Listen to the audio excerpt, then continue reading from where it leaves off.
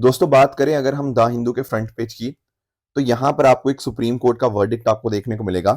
हालांकि थोड़ी सी political news है तो हम इसको डिस्कस नहीं करेंगे, बट एक आइडिया जो हमें पता होना चाहिए अपनी यूपीएससी एग्जाम पर्सपेक्टिव से, वो है एमसीसी का, यानी कि model code of conduct.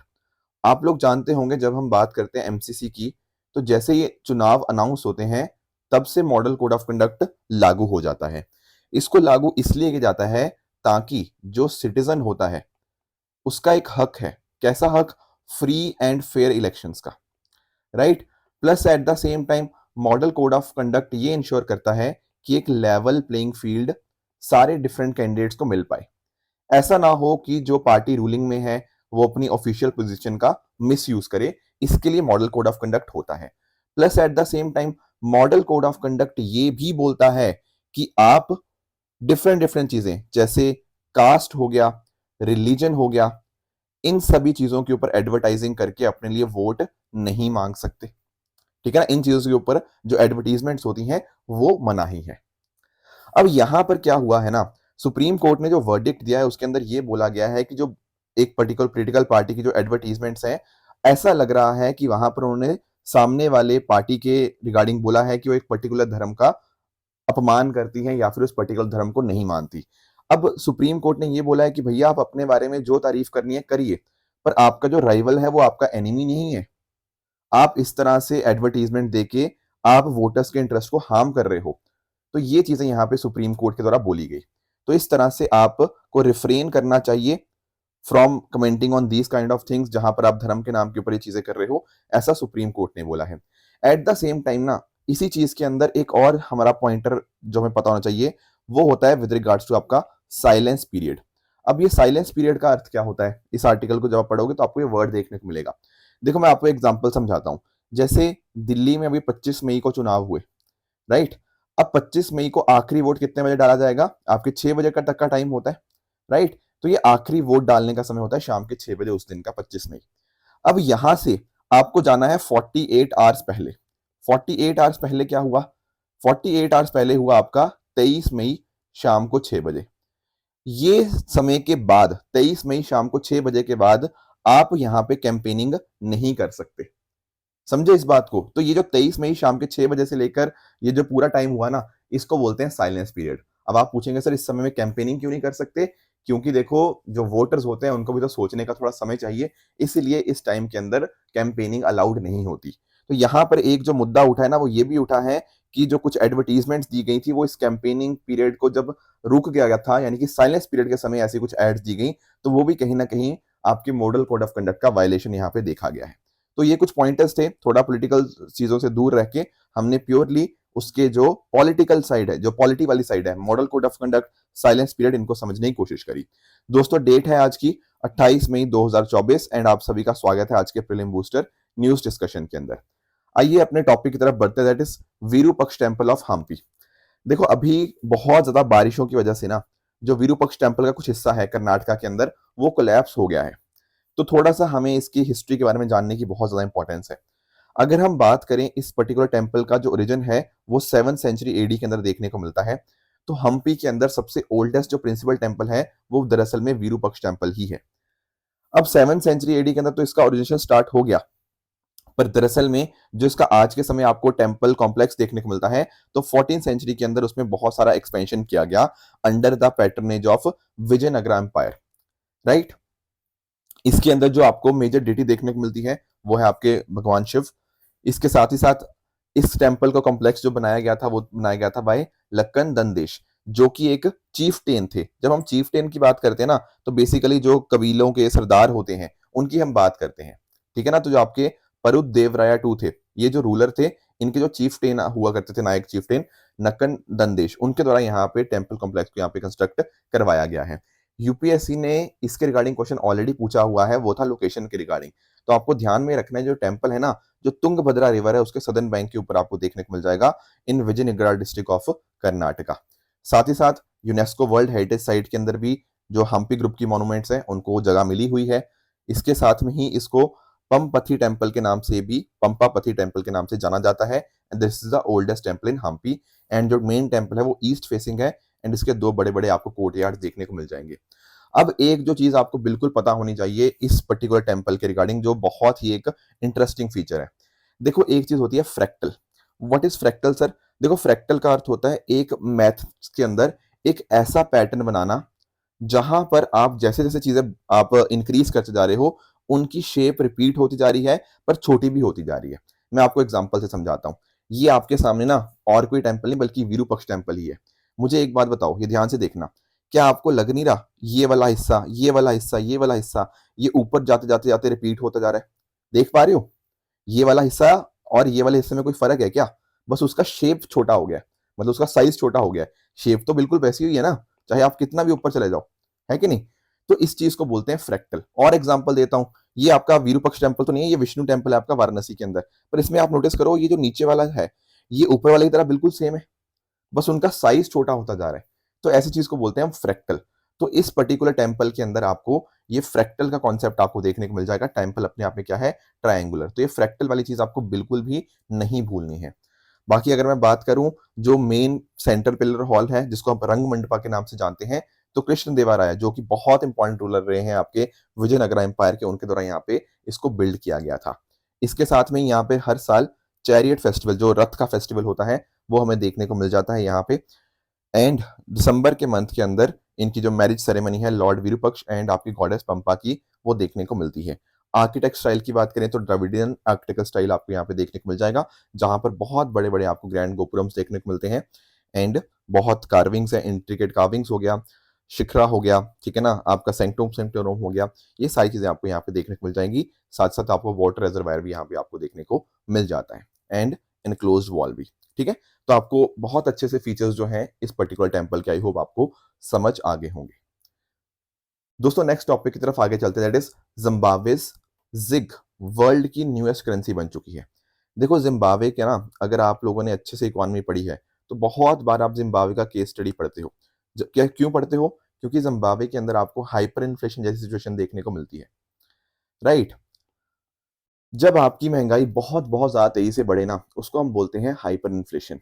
Actual में ना कई बार स्टूडेंट्स जो स्टार्टिंग होते हैं, बिगिनिंग के अंदर होते हैं, वो अक्सर मेरे से क्वेश्चन पूछते हैं कि सर अगर दुनिया में गरीबी है तो हम ऐसा क्यों नहीं करते कि और नई नई करेंसी को ही प्रिंट करते रहें, राइट? पर आप जानते हो यार, जैसे जैसे नई नई करेंसी प्रिंट होती है ना, उससे क्या होता है, उससे इन्फ्लेशन आता रहता है। अगर हम इन्फ्लेशन को कंट्रोल करने के लिए नई करेंसी और प्रिंट करेंगे तो भैया इन्फ्लेशन कंट्रोल नहीं होगा, बल्कि इन्फ्लेशन बढ़ता ही रहता है। ऐसी ही कुछ गलतियां यहाँ पे जिम्बाब्वे के द्वारा देखी गई हैं over the last few decades. अब आज के समय जब जिम्बाब्वे की करेंसी के ऊपर किसी को भी भरोसा नहीं है, तो काफी सारे इन्होंने प्रयास करे हैं कि कैसे वापस से जिम्बाब्वे की करेंसी के ऊपर भरोसा आए। तो इस तरह से छठी एक करेंसी इनके द्वारा पिछले 15 साल में यहाँ पे देखने को मिलेगा, जिसका नाम अभी आया है जिग। जिग का मतलब क्या है? Zimbabwe gold. अब एक्चुअल में इन्होंने बात क्या करी है? इन्होंने बात करी है कि हमारा जो अब करेंसी है ना, इसको हमने बैक किया है किस चीज के साथ? इसको हमने बैक किया है गोल्ड के साथ। अब गोल्ड के साथ बैक करने की वजह से कि आपके वहां के जो सेंट्रल बैंक है, उनके पास अकॉर्डिंगली गोल्ड कॉइन्स पड़े हुए हैं, मतलब उनके पास गोल्ड रिजर्व्स यहाँ पे पड़े हैं। तो इससे कहीं ना कहीं ना एक तरह से करेंसी की स्टेबिलिटी इंश्योर हो जाती है, क्योंकि जब सरकार के पास वहां पे करेंसी जब उसने लॉन्च करी है तो उसके साथ बैकिंग के लिए उनके पास जब फिजिकल गोल्ड के रिजर्व्स हैं, तो दैट शोज कि कुछ ना कुछ उनकी स्टेबिलिटी बनी रहेगी इस करेंसी की।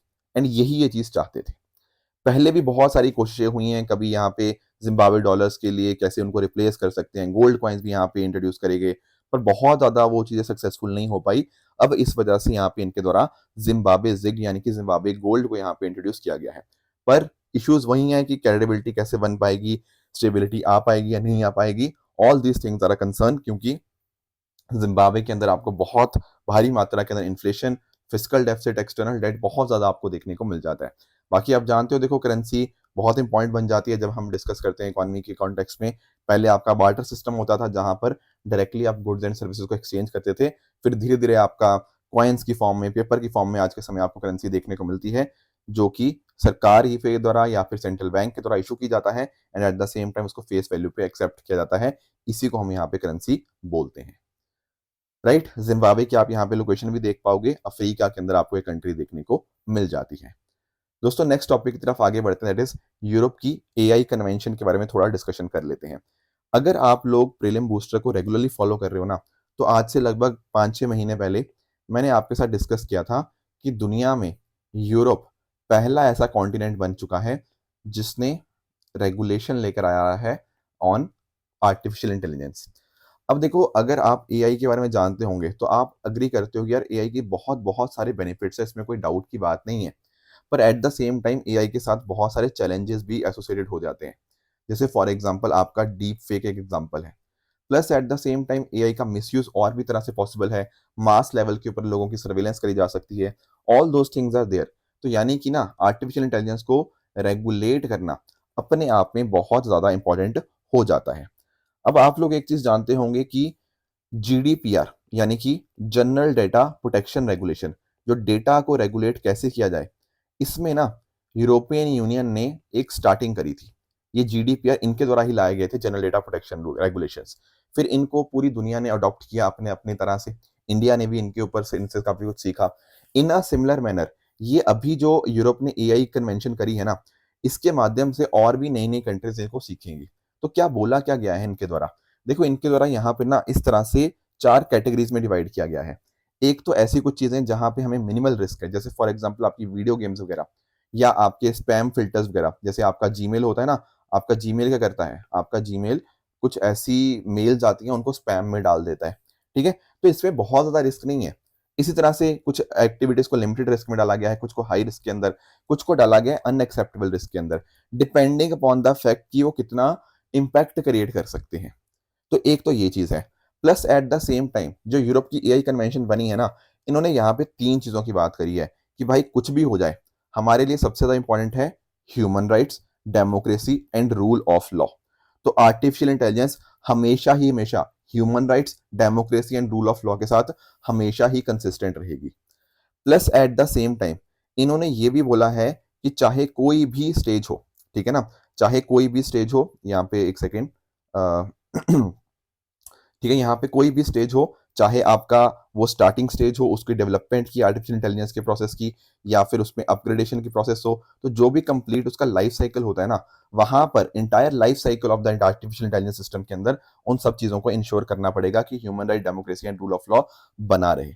इसके साथ में अगर मैं बात करूं तो ये जो चीजें हैं ये आपकी प्राइवेट सेक्टर के ऊपर भी एप्लीकेबल होंगी, प्लस आपके पब्लिक सेक्टर के ऊपर भी एप्लीकेबल होंगी। ऐसा नहीं है कि सरकारी कंपनीज हैं तो उनके ऊपर एप्लीकेबल नहीं होगा, नहीं, आपकी public sector as well as private sector दोनों को इसके अंतर्गत कवर किया गया है। हालांकि जो मिलिट्री एप्लीकेशंस हैं उनको इस चीज से बाहर रखा गया है, इन सभी चीजों से। ठीक है, तो मिलिट्री के लिए यहाँ पे कुछ एक्सेप्शंस आपको देखने को मिल जाएंगी, एंड प्रॉपर अथॉरिटीज इस तरह से बनाई जा रही हैं, एंड रिस्क को इस तरह से 4 कैटेगरीज के अंदर इन्होंने कवर किया है। ये है आपकी आर्टिफिशियल इंटेलिजेंस की कन्वेंशन की कैसे कैसे हमें चीजों को रेगुलेट करना है। पर सबसे ज्यादा priority human rights, democracy and rule of law को ही दी जाएगी। तो हुआ क्या है, काउंसिल ऑफ यूरोप ने अभी framework convention on AI and human right, democracy and rule of law, इसको यहाँ पे अडॉप्ट किया है, जिसको हम नाम दे रहे हैं क्या, यूरोप की एआई कन्वेंशन। ठीक है, अब इस कन्वेंशन के माध्यम से डेफिनेटली ह्यूमन राइट्स तो प्रोटेक्ट होंगे ही होंगे।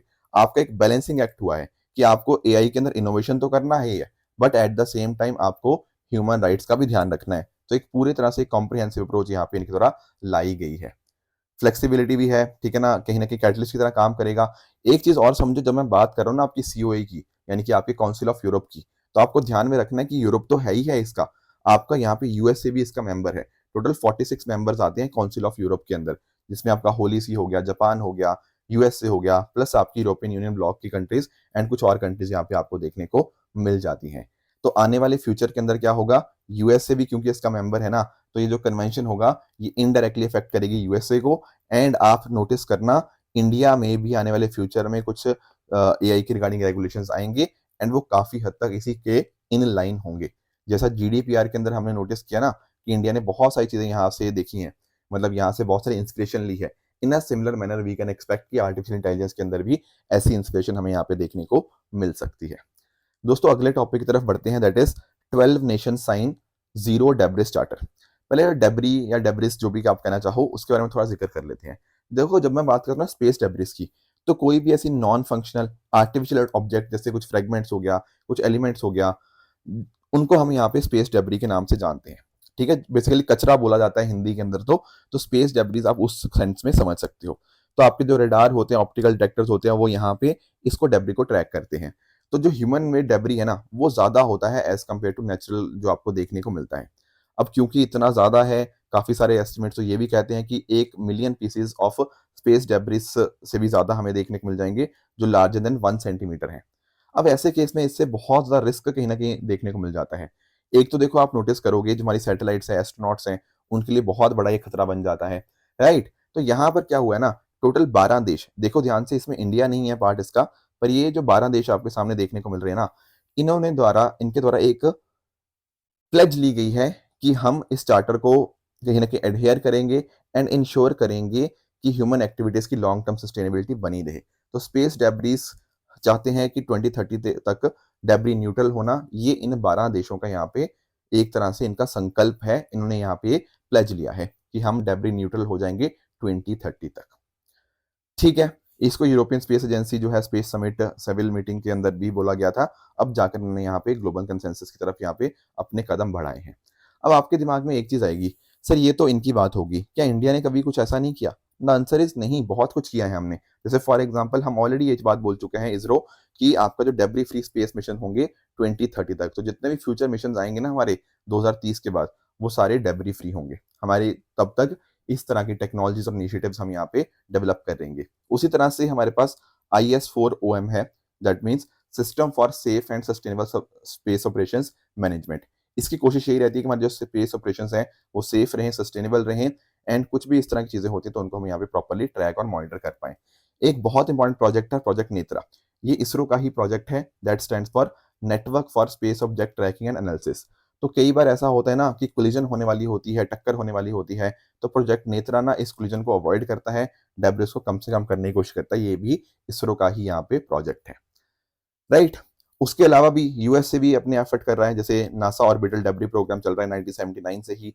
जापान का चल रहा है commercial removal of debris demonstration CRD-2 and China भी यहाँ पे अपने प्रोजेक्ट्स के माध्यम से इसको डेब्री को खत्म करने की कोशिश कर रहा है। तो डिफरेंट डिफरेंट चीज़ें चल रही हैं, कोई स्पेसिफिक इंटरनेशनल लॉज नहीं है, बट अलग-अलग कंट्रीज इस तरह से वर्क कर रही हैं।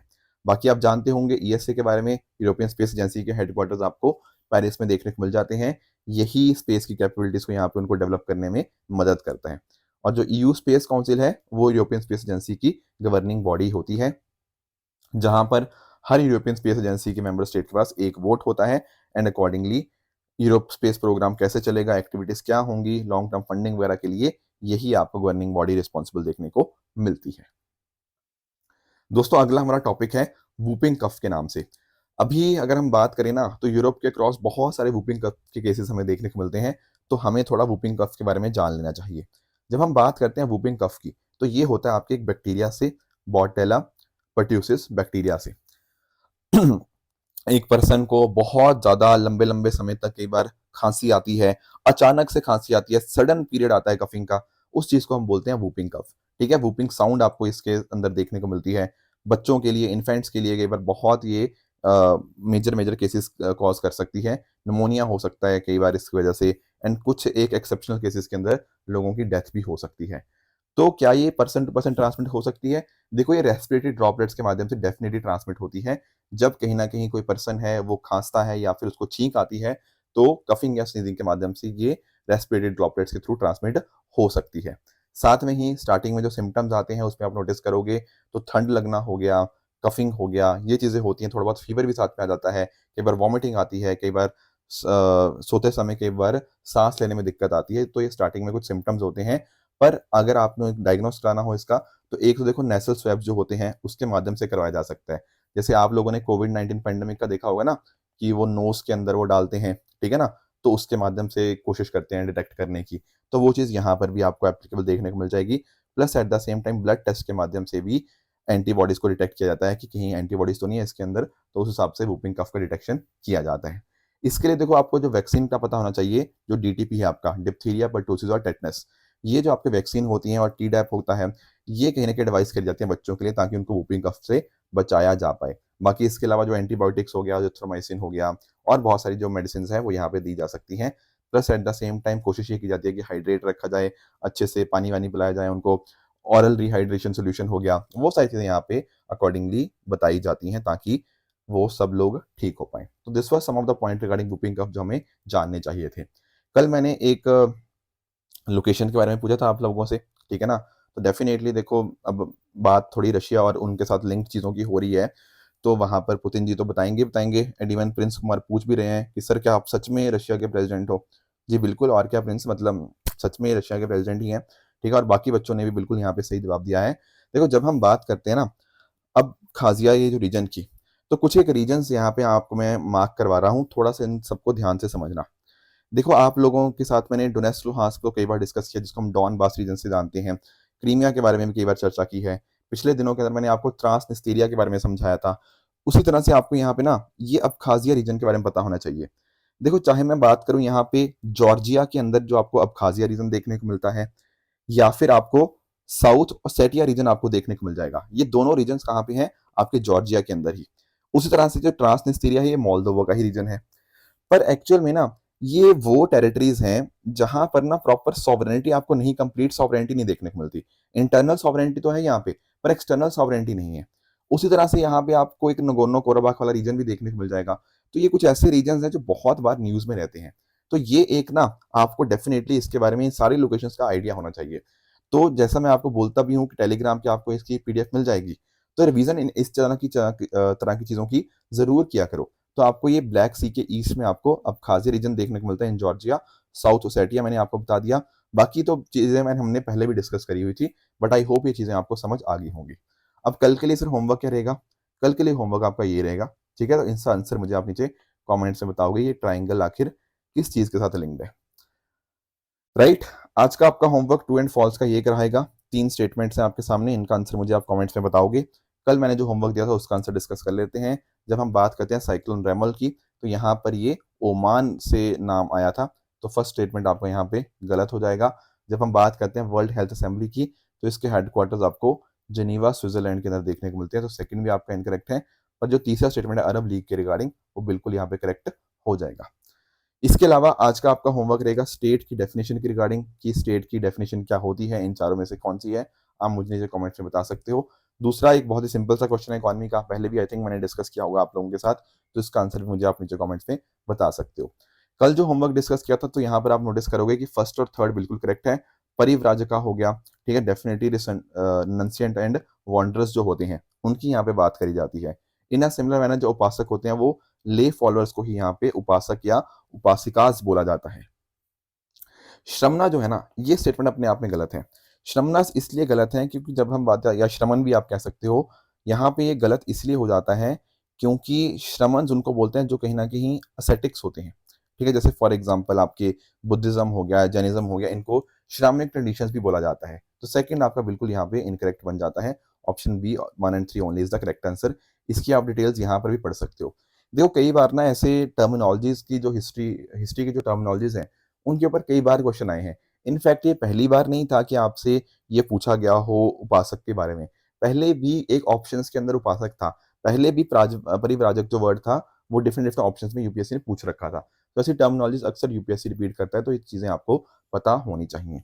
दूसरा मैंने आपको होमवर्क दिया था खारिफ क्रॉप के रिगार्डिंग, ठीक है ना? तो ये चीजें तो आपको पता होनी चाहिए, कौन सी क्रॉप खारिफ है, कौन सी राबी है। इसका आंसर यहाँ पे सी बन जाएगा, ऑप्शन सी 1, 2 एंड 3। जो वीट होता है ना, वो आप जानते होंगे कि एक राबी क्रॉप आपको देखने को मिल जाती है। तो यहाँ पर ना मैंने बहुत सारी एक लंबी लिस्ट दे रखी है, कौन सी क्रॉप्स खारिफ है, कौन सी राबी है। तो इनको आप डेफिनेटली थोड़ा सा एक आइडिया ले सकते हो। मैं ये तो नहीं कहूंगा कि सारी चीजें रट लो, पर एक आइडिया जरूर यहाँ पे आपको इन चीजों का मिल जाएगा। ठीक है दोस्तों, ये थी आज की डिस्कशन। अगर आपको इसकी पीडीएफ चाहिए तो आप हमारे Telegram channel PW only IAS official पर जाके इसकी पीडीएफ डाउनलोड कर सकते हो, अपनी प्रेपरेशन को और भी बेहतर बना सकते हो। Thank you very much for the discussion.